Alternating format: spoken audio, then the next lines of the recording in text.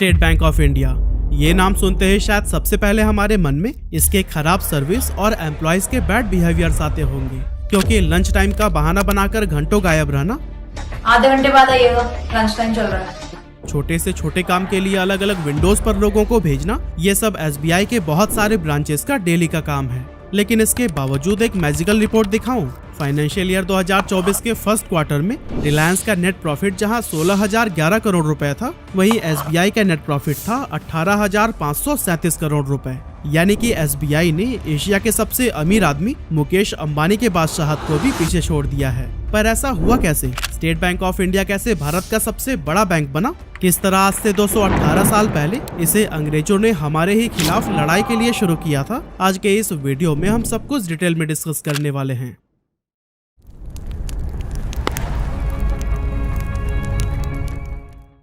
SBI, जी हाँ, ये वही बैंक है जिसके 9,990 करोड़ रुपए लेकर विजय माल्या फरार हो गया था, लेकिन इसके बावजूद ये इंडिया का लार्जेस्ट बैंक है। अब वैसे तो इस बैंक में हम में से ज्यादातर लोगों का तो अकाउंट होता ही है, लेकिन क्या आपको पता है इसकी शुरुआत क्यों की गई थी? एक्चुअली इस बैंक को अंग्रेजों ने इसलिए शुरू किया था ताकि वो उनके खिलाफ खड़े होने वाले भारतीयों को मौत के घाट उतार पाएं। इस बैंक की शुरुआत 2 जून 1806 यानी कि आज से करीब 218 साल पहले ही की गई थी, और उस समय इसका नाम रखा गया था बैंक ऑफ कैलकाटा। एक्चुअली 1798 में रिचर्ड वेलेस्ली को इंडिया का गवर्नर बनाकर ब्रिटेन से भारत भेजा गया था, और इसने आते ही लोगों की नाक में दम करना शुरू कर दिया। रिचर्ड ने आने के एक साल बाद यानी 1799 में टीपू सुल्तान को हराकर मैसूर को अपने कब्जे में ले लिया, और फिर इसके 4 साल बाद अंग्रेज और मराठाओं के बीच बहुत बड़ा युद्ध हुआ, जिसे आज हम सेकेंड एंग्लो मराठा वॉर के नाम से जानते हैं। इस युद्ध में रिचर्ड वेलेस्ली को सपोर्ट करने के लिए अंग्रेज एक बैंकिंग सिस्टम के जरिए उन तक पैसे पहुंचाने का काम करते थे, ताकि इन पैसों की मदद से वेलेस्ली युद्ध में अपने साइड को और भी ज्यादा मजबूत बना सके। अब उस टाइम तक तो इस बैंकिंग सिस्टम का कोई ऑफिशियल नाम नहीं था, लेकिन बाद में इसी को ही बैंक ऑफ कैलकाटा का नाम दे दिया गया। इसके बाद से 2 जनवरी 1809 को इस बैंक का नाम एक बार फिर से बदला गया, और इस बार इसे बैंक ऑफ बंगाल कहा जाने लगा।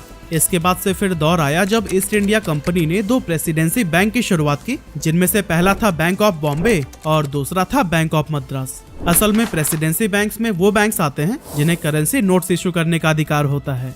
अब इन बैंक्स को देखकर कुछ इंडियंस ने खुद का प्राइवेट बैंक बनाने का भी सोचा, लेकिन किसी को भी ज्यादा कामयाबी नहीं मिल सकी। इन प्राइवेट बैंक्स के पतन में सबसे ज्यादा फेमस हुआ यूनियन बैंक, जिसे 1828 में रविंद्रनाथ टैगोर के दादाजी और उस टाइम के बड़े बिजनेसमैन में गिने जाने वाले द्वारकानाथ टैगोर ने शुरू किया था। इसके बाद से 1862 में बैंक ऑफ बंगाल की ब्रांचेस पटना, मिर्जापुर और बनारस के अंदर भी एस्टेब्लिश की गई, ताकि वहां उस पर्टिकुलर जगह से भी आजादी के लिए उठने वाली आवाज को दबाया जा सके। 1861 के दौरान ही पेपर करेंसी एक्ट को लागू कर दिया गया, और बैंक ऑफ बंगाल इकलौता ऐसा बैंक था जिसे अंग्रेजों के दौर में नोट जारी करने का अधिकार मिला। अब इस बैंक को वैसे तो ब्रिटिशर्स को फायदा पहुंचाने के लिए बनाया गया था, लेकिन इसके बहुत सारे इंडियन कस्टमर्स भी थे, जिनमें से कुछ फेमस नाम है साइंटिस्ट जगदीश चंद्र बोस, इंडिया के first president Rajendra Prasad, politician दादा भाई नरोजी और नोबेल प्राइज विजेता रविंद्रनाथ टैगोर। और दोस्तों, आज भी इन लोगों का नाम स्टेट बैंक ऑफ इंडिया बहुत प्राउडली अपने कस्टमर्स में गिनता है। तो दोस्तों, अब तक हमने यह जाना कि इस बैंक की शुरुआत 218 साल पहले किस तरह से हुई थी, लेकिन ऑफिशियल तौर पर यह स्टेट बैंक ऑफ इंडिया कैसे बना, चलिए इसके पीछे की स्टोरी को अब जान लेते हैं।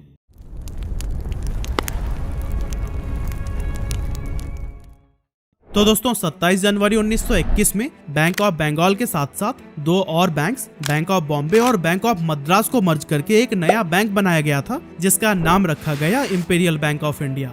फिर आया 1947 जब भारत को अंग्रेजों से आजादी मिल गई, और इसके बाद भी इंपीरियल बैंक ऑफ इंडिया पहले की तरह ही अपनी सर्विस देता रहा अंटिल 1955। असल में आजादी मिलने के 8 साल बाद तक ये इंपीरियल बैंक ऑफ इंडिया ही रहा, लेकिन 1955 में रिजर्व बैंक ऑफ इंडिया ने इसके 60% स्टेक को अपने कंट्रोल में ले लिया, और फिर 30 अप्रैल 1955 को इस बैंक का नाम बदलकर स्टेट बैंक ऑफ इंडिया कर दिया गया। आगे चलकर 1969 से 1985 तक SBI ने bank of Bihar, national bank of Lahore, Krishnaram Baldev bank और बैंक ऑफ कोची को एक्वायर कर लिया। साथ ही SBI में वो 7 रीजनल बैंक्स भी मर्ज हो गए, जिनकी शुरुआत कभी उन स्टेट्स के राजाओं ने किया था। इस तरह से SBI आज 23% मार्केट शेयर के साथ इंडिया का लार्जेस्ट बैंक है, और इतना ही नहीं, इसे one of the largest employer में भी गिना जाता है, क्योंकि यह बैंक अकेले 2.5 लाख लोगों को रोजगार देता है।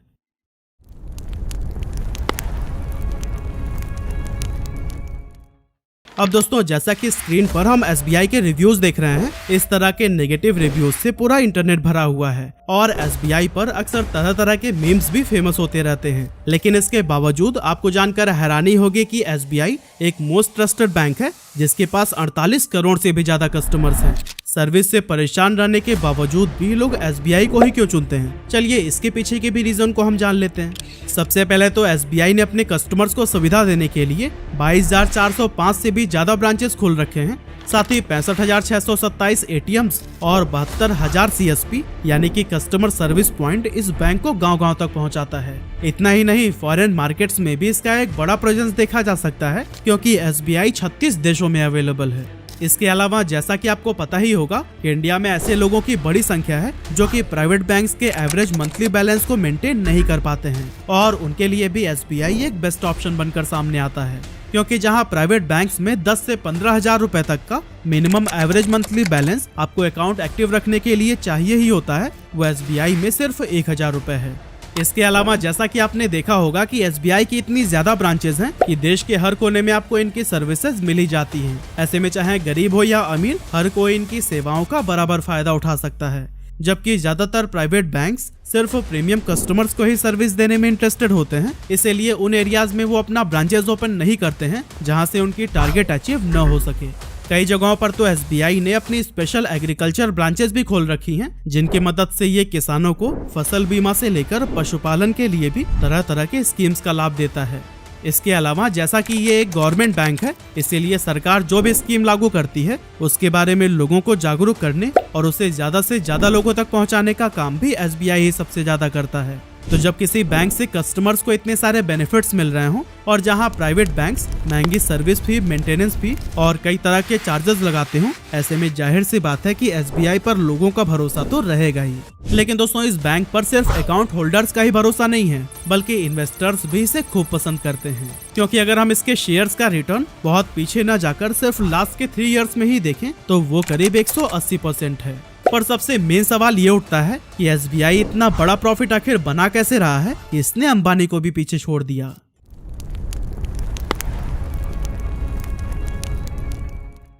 तो असल में दोस्तों SBI हमेशा से ही प्रॉफिटेबल नहीं रहा है, क्योंकि जब प्राइवेट बैंक्स ने अपने पैर जमाने शुरू किए तो इसका इम्पैक्ट कई सरकारी बैंकों पर पड़ना शुरू हो गया, जिनमें से एक SBI भी था।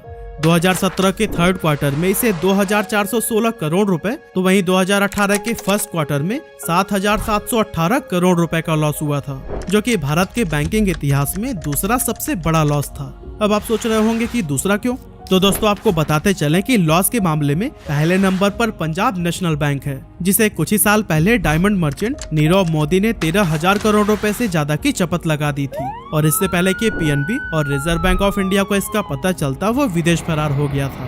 खैर SBI के इन लॉसेस का एकमात्र रीजन प्राइवेट बैंक्स की बढ़ती संख्या को नहीं दिया जा सकता, बल्कि इसके पीछे का मेजर रीजन था बैड लोन्स। और दोस्तों इन्हीं बैड लोन्स का ही नतीजा है कि विजय माल्या SBI का पैसा लेकर 2016 में ही देश छोड़कर जा चुका है। असल में SBI देश का लार्जेस्ट लेंडर यानी कि ऋणदाता था, लेकिन प्रॉब्लम तो तब शुरू हुई जब प्रीमियम कस्टमर्स ने लोन चुकाना बंद कर दिया।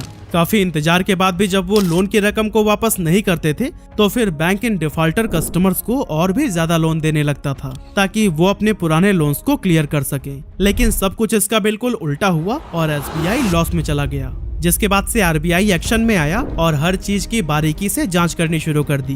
गवर्नमेंट बैंक में एसेट क्वालिटी का रिव्यू किया जाने लगा, अकाउंटिंग प्रैक्टिस को सही किया गया, साथ ही कुछ बैंक रिकैपिटलाइज किए गए तो कुछ मर्ज कर दिए गए। ये सब स्टेप्स लेने के बाद बाकी गवर्नमेंट बैंक्स की तरह SBI भी दोबारा से प्रॉफिट जनरेट करने लगा और इस तरह से आज इसने इंडिया की most profit making company Reliance industries को भी पीछे छोड़ दिया है। SBI को आज इस मुकाम पर पहुंचाने में टेक्नोलॉजी का भी बहुत अहम रोल रहा है। अपनी सर्विसेज को ज्यादा स्मूथ और डेटा को सिक्योर बनाने के लिए SBI ने कई एडवांस टेक्नोलॉजी में भी इन्वेस्ट किया है, जैसे कि ब्लॉकचेन, आर्टिफिशियल इंटेलिजेंस और बिग डेटा एनालिटिक्स वगैरह।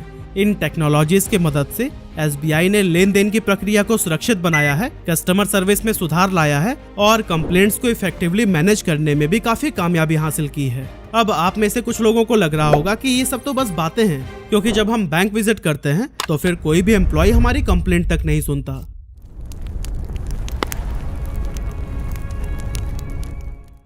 तो दोस्तों आप अपनी जगह पर बिल्कुल सही हैं। इवन मैं भी पहले इन्हें निकम्मा ही समझता था, लेकिन जब चीजों को उनके एंगल से देखना शुरू किया तो फिर सब कुछ साफ हो गया। इसीलिए अगर आप उन एम्प्लॉयज की साइड को देखेंगे तो आपको अंदाजा हो जाएगा कि उनके इन रूड बिहेवियर के पीछे का असल रीजन क्या है। तो जैसा कि हमने देखा कि SBI के पास 2,50,000 से भी ज्यादा एम्प्लॉयज हैं, लेकिन इसके बावजूद इस बैंक का सिस्टम सबसे ज्यादा ओवरलोडेड माना जाता है। इन्हें मैनेज करने के लिए बैंक के पास उतने एम्प्लॉयज ही नहीं हैं जितने इनके ऑपरेशंस को स्मूथली रन करने के लिए चाहिए। इसीलिए बहुत सारे कस्टमर्स की शिकायत होती है कि SBI की सर्विस बहुत ज्यादा घटिया है। एक्चुअली इन सब प्रॉब्लम के पीछे की वजह यह है कि एक SBI एम्प्लॉय हर रोज लगभग 1700 से 1800 लोगों को हैंडल करता है, जो कि अपने आप में एक बहुत बड़ा चैलेंज है। अब कुछ पल के लिए आप उनकी जगह खुद को रख कर देखिए कि दिन में अगर सिर्फ 500 लोगों को हैंडल करना पड़े तो फिर आपकी मेंटल कंडीशन क्या ही होगी। और उन एम्प्लॉयज के लिए ये सिर्फ 1 या 2 दिन की बात होती तो वो जैसे तैसे करके इसे हैंडल कर लेते, पर इसी सेम एक्सपीरियंस से उन्हें हर रोज गुजरना पड़ता है। और दोस्तों इस चीज का एहसास SBI को भी है, इसीलिए बैंक्स में आने वाले कस्टमर्स की संख्या को कम करने के लिए इसने अपने मोबाइल ऐप को लॉन्च किया था, जिसका नाम रखा गया योनो। इस ऐप के जरिए अकाउंट होल्डर बिना ब्रांच विजिट किए credit card, debit card, passbook और चेकबुक के लिए अप्लाई कर सकते हैं। इसके अलावा SBI कस्टमर्स को घर बैठे बैठे ऐप की मदद से ही होम लोन, KYC और सेविंग अकाउंट ओपन करने जैसी कई सारी सुविधाएं भी देता है। इस तरह से इंडिया के बैंकिंग सेक्टर में सबसे ज्यादा स्पीड से ग्रो करने वाला बैंक SBI ही है, जिसके प्रॉफिट का आधे से ज्यादा हिस्सा गवर्नमेंट के पास चला जाता है। और अच्छी बात तो ये है कि वो पैसे वापस देश के डेवलपमेंट में लगाए जाते हैं, जिससे हर किसी को ही फायदा मिलता है। इस तरह से हम कह सकते हैं कि SBI गवर्नमेंट के लिए भी एक कैश काउ की तरह है। लेकिन दोस्तों इसे कैश काउ बनाने में कई दिग्गज लोगों का हाथ रहा है, जैसे कि आज SBI एसेट मैनेजमेंट में 3rd largest mutual fund house है, जिसे बनाने में फॉर्मर चेयरमैन DN घोष का बहुत बड़ा रोल रहा है। साथ ही 2017 में जब SBI बहुत बुरे समय से गुजर रहा था और लगातार इसके लॉसेस बढ़ती जा रही थी, उस टाइम पर SBI की पहली महिला चेयरमैन अरुंधति भट्टाचार्य ने इसे दोबारा प्रॉफिटेबल बनाने के लिए काफी सारा काम किया। इसी तरह से फॉर्मर चेयरमैन रजनीश कुमार ने भी योनो बनाकर एक बहुत ही फ्यूचरिस्टिक स्टेप लिया, जिसकी मदद से बैंक ब्रांचेस की फंक्शनैलिटी तो सुधरी ही, साथ ही कस्टमर बेस भी काफी इंक्रीज हो गया। और दोस्तों SBI को इस लेवल पर ले जाने के लिए बड़े बड़े ऑफिशियल्स के साथ साथ हर उन कर्मचारियों की मेहनत भी लगी है जो कि अपनी कैपेसिटी से ज्यादा काम करते हैं। इसीलिए अगली बार SBI की सर्विस को क्रिटिसाइज करते समय आप इन पहलुओं के बारे में भी जरूर सोचिएगा। वैसे SBI के साथ में आपका कैसा एक्सपीरियंस रहा है, हमें कमेंट करके जरूर बताइएगा।